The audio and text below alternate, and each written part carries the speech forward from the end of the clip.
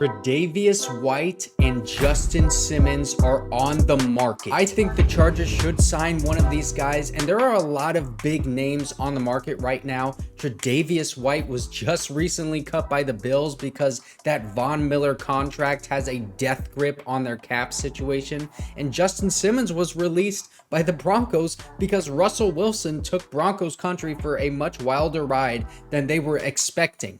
But as we know, the Chargers have cap issues of their own, but it's a lot easier to get out of, and they are going to have some money to play with very soon.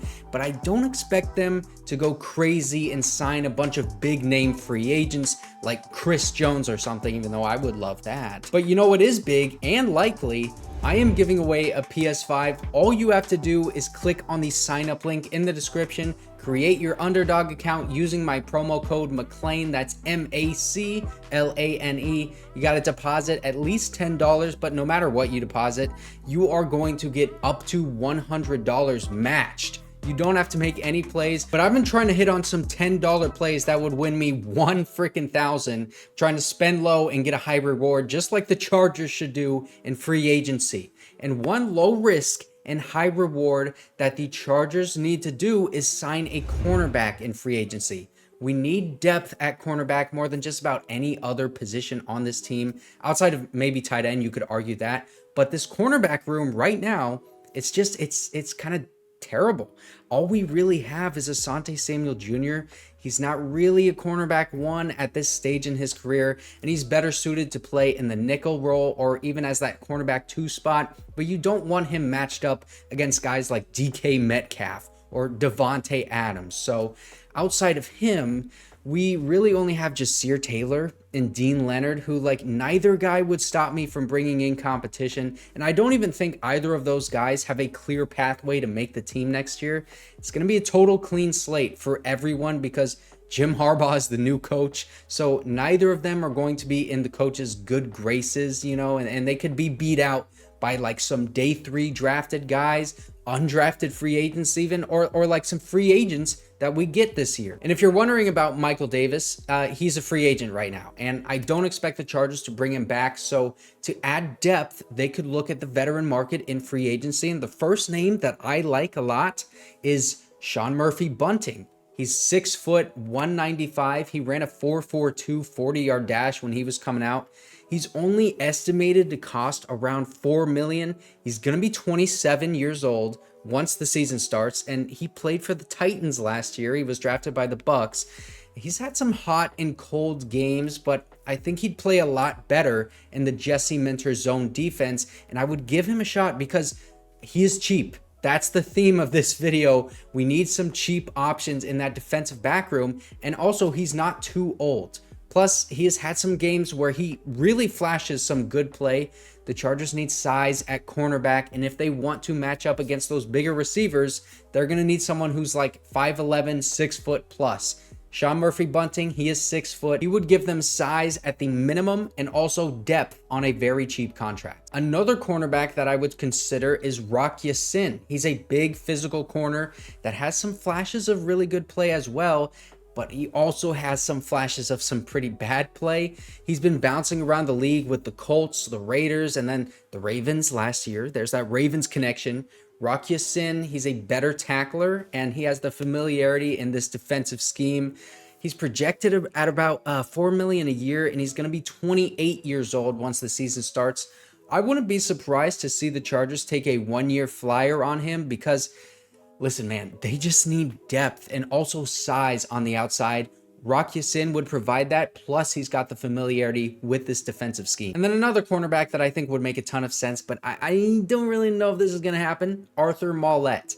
This dude was a freaking baller for the Ravens last year. He was constantly blitzing from that cornerback spot, and in week 17, he held Tyreek Hill to 0 catches. I mean, we could have used that in week 1, bro. The problem with him is that he's going to be 31 years old, and he's only 5'9", so he wouldn't last long on the roster, and he doesn't provide the size that you need. But the fit, man, it's beautiful. He's got the Ravens connection, and Jesse Minter loves blitzing those cornerbacks from the nickel, and Arthur Maulet would fit that to a T. If not Maulet, then look for a guy like Mike Sainristil in the draft in the second round, because he is from Michigan and he would give you everything that Arthur Maulet does, but for a lot longer. And he might even come into the NFL and play that role better than Arthur Maulet immediately and be a nickel starter in the NFL right away. There's a lot of day two guys in this draft class that are going to probably come into the NFL and be right away a very good nickel corner. So that's why I don't really know if it's going to happen, but Arthur Maulet, he would fit this system very well. I think he would be productive, and he's a cheap option. It'd be a nice depth piece. And there are a couple other names here in this free agent list and the defensive back room that have that Ravens connection. None of them would really excite me, and I don't think they'd make a big impact on the team. So let's talk about the big one now. Tre'Davious White was just cut from the Bills, and Tre'Davious, he has not played a full season since 2018, but he has been the cornerback one for the Bills every time he's been on the field. I mean, he's been a blue chip player for them. These past 2 seasons, he has only played 10 games, and he is 29 years old right now. So this guy is basically in the same spot as Joey Bosa.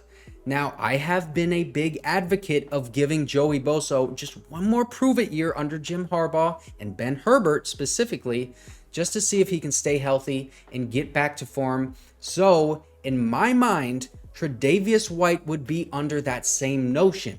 This is a star player that just hasn't been able to stay on the field, but you know how good they are when they are playing. They make an impact. And you have already devoted all of these resources to the strength and conditioning program. So if you sign Tre'Davious White, you are betting on Ben Herbert and his guys to try and keep him healthy. I mean, the reason that you put all of this emphasis in the strength staff is because you have the luxury of being able to take flyers on guys like this and have it work out.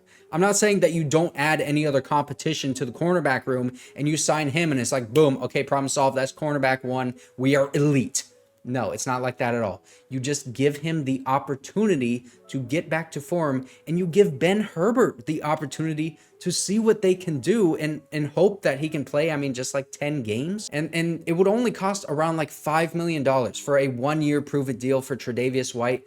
I don't think I'd spend anything more than $5 million because we just don't really have the cap flexibility past that point to, run that risk. But if he is cheap, this is an awesome low risk, high reward kind of move that you challenge your strength staff with. Not only that, but since he was released, he doesn't count against the comp pick formula, so Joe Hortiz wouldn't have to sweat the comp pick implications here, and it just makes this move even more tempting in my mind.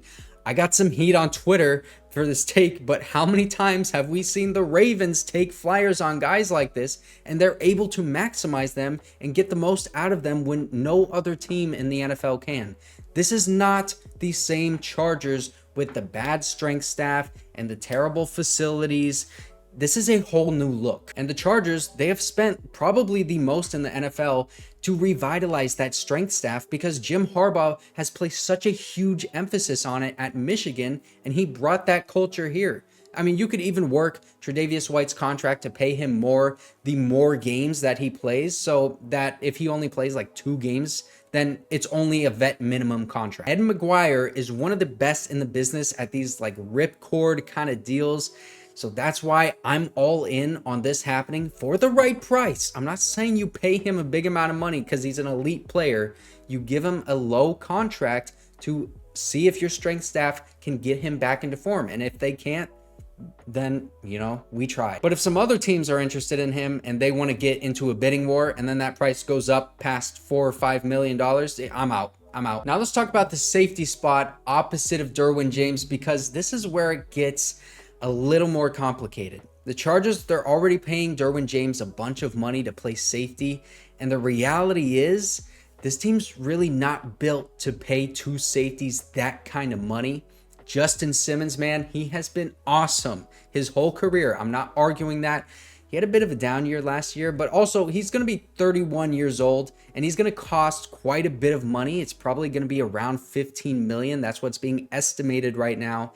And this team, they can't put around 40 million total to their two safeties. I mean, that position, it has been devalued in the NFL because they basically have the least impact on the field because they're often so far from the ball with the huge amount of too high safety in the NFL nowadays. I mean, it's just not a good roster management strategy to give those guys a ton of money. I wouldn't pay any safety a bunch of money, and bringing in a guy that's cheap that I would consider, it would be Geno Stone.